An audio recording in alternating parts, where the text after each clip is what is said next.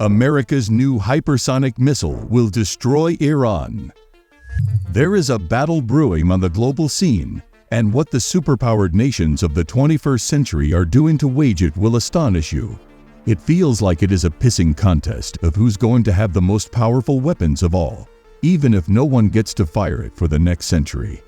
You see, among the nations that are rearing to go, the USA is sure not to be outdone by any other nation. The country's preparations for developing what could become one of the most destructive long-range weapons in any altercation with a remotely hostile nation are going on the pretty high end. First, we heard that they shut the door on the elusive railgun technology. And now, they have made headway with regards to the next best piece of weaponry that could change the landscape of any war. And most recently, the government's potential to build this new weapon has been fast-tracked in recent times. The Pentagon's attempts to develop and deploy new hypersonic weapons to compete with those of China and Russia may receive a funding boost from Congress to compensate for a lack of testing facilities. However, the push started a long time ago.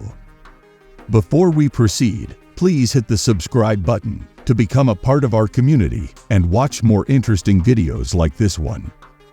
With the cutting of funding from the Railgun project, much of it was diverted into the design of hypersonic weapons in 2021. And on May 13, 2023, there was a clamor in Congress about how slow the progress on the hypersonic weapons system development has been for years now. The results of a hearing in Congress, a bill led by Rep. Doug Lamborn, proposed to the floor that there be increased funding for the project across different testing capabilities and facilities. It corroborates an earlier push by U.S. Admiral John Aquilino, the commander of U.S. Indo-Pacific Command, who also reiterated that the nation's hypersonic weapons projects must go faster. It is because it was becoming clear that they are lagging behind in the race with peer competitors, who are also hell-bent on designing their own pieces of hypersonic weapons. It was on this note that Mark Lewis, an expert in hypersonic weapons systems, was appointed to head a new hypersonic technologies research and testing center. Some of the issues that hampered the development were notably serious deficiencies in ground test capabilities and missile test ranges for hypersonic weapons.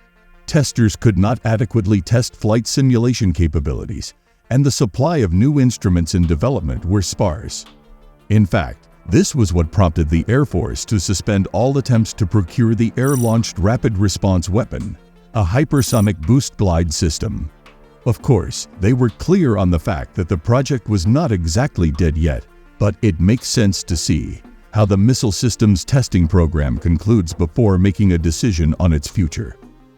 The hypersonic missile system is not just a form of offense, but the perfect defense against invasive hypersonic weapons.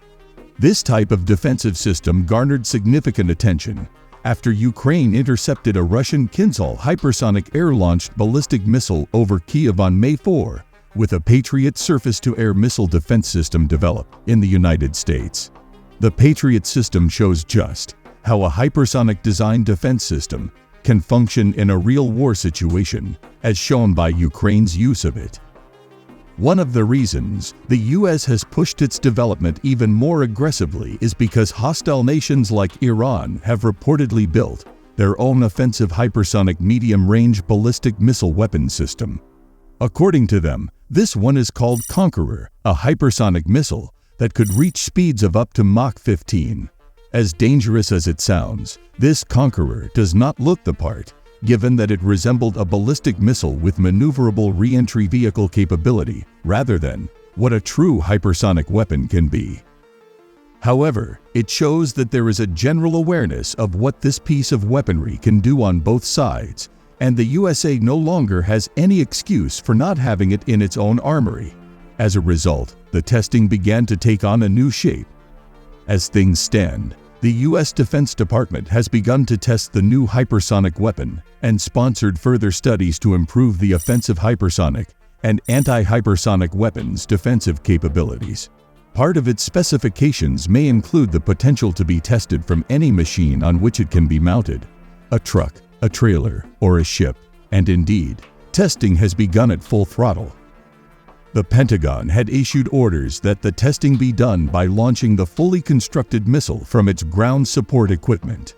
In one of the tests, its glide body, which is shared with the Navy's Hypersonic Weapons System program, failed, but one piece of positivity that came of it was that the weapon's booster stack performed well. This speaks for the tests conducted on the long-range hypersonic weapon, a ground-launched boost glide missile system. It is one of the 35 systems that the Army hopes to deploy by 2030 to become a completely upgraded force.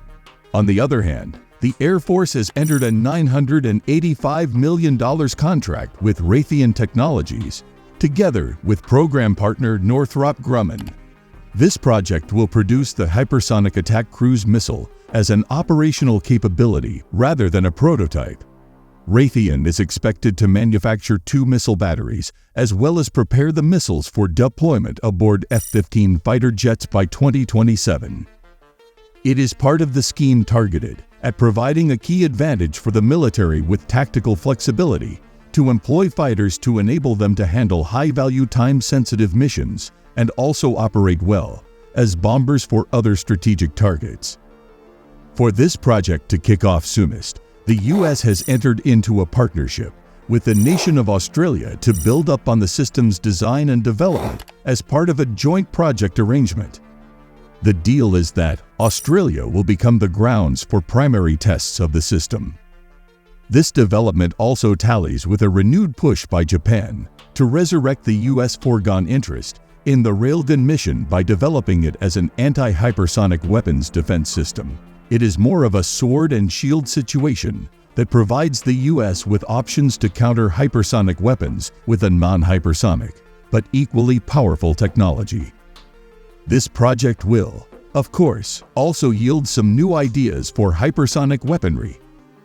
The alliance between Japan and the U.S. on new hypersonic technologies is in response to Chinese and Russian progress in hypersonic weapons, as well as tensions with China over Taiwan. According to reports, Moscow has deployed 2 hypersonic weapon systems, the Kinzhal short-range ballistic missile and the Vanguard intercontinental boost glide vehicle, in 2017 and 2019, respectively, while Beijing deployed the Dongfeng 17 road mobile, a boost glide system, in 2020.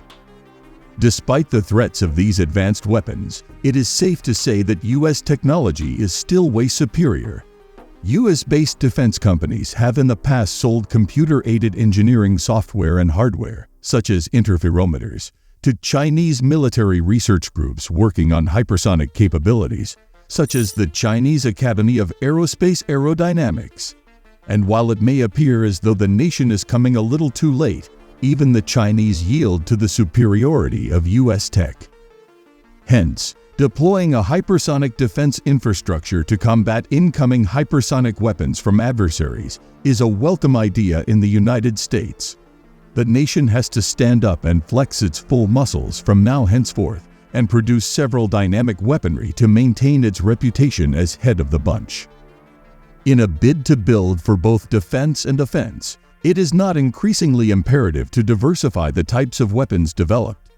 For instance, we may need to look at a defense system that will include anti-hypersonic missiles known as the Glide Phase Interceptor, a prototype of which Raytheon and Northrop are developing, as well as satellites for a missile warning and tracking system.